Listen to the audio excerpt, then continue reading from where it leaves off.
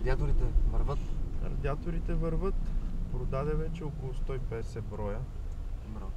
Сега чака още да дойдат.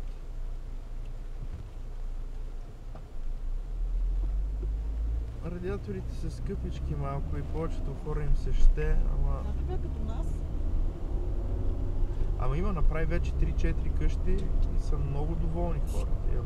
Това е по-скъпо. Това аз на тия в AirTrade Case го представихте, се отказаха, защото били много високи цени.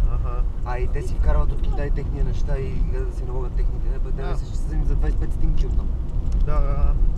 И затова не станаха нещата. Те ми казаха, че просто няма смисъл. Вика просто...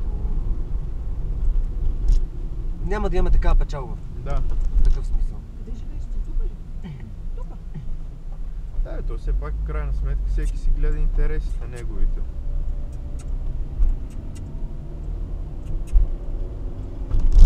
Пък и те правят страшно много пари и въобще...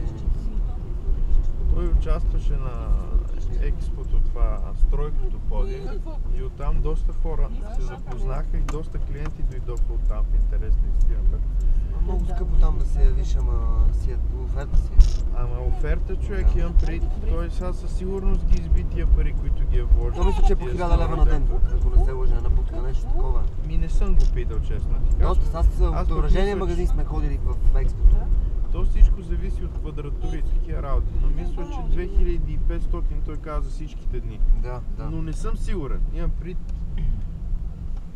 Нещо такова ми се върти в главата, може и въобще да не е. Но е далавера, защото там и собственици много гледат и търсения и... Има там две от къщите, оттам му дойдох.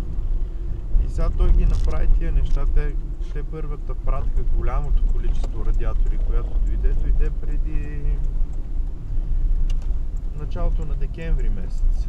И сега той ги разпродаде тяхто всичките. И сега следващата му доставка ще е януари месец, тук тия дни трябва да дойде. И сега той стиска палци да почна такова. Тия където са си купили, където са доволни да говорят, те вече да почнат да идват и други хора. Мамо, не сме. Защото в момента има затишие, просто идват, питат, но... Плюс това и зимата, виж каква е. Да. Те хората се сещат кога е студено, като стане студено. Не, това не е проблема на българина. Той вика, нека да завали малко сняг сега накрая. Ето! Мале, какъв си ти този човек, бе? Нищо не понасяш, не я. Кепи ли си? Кепи ли си? Не.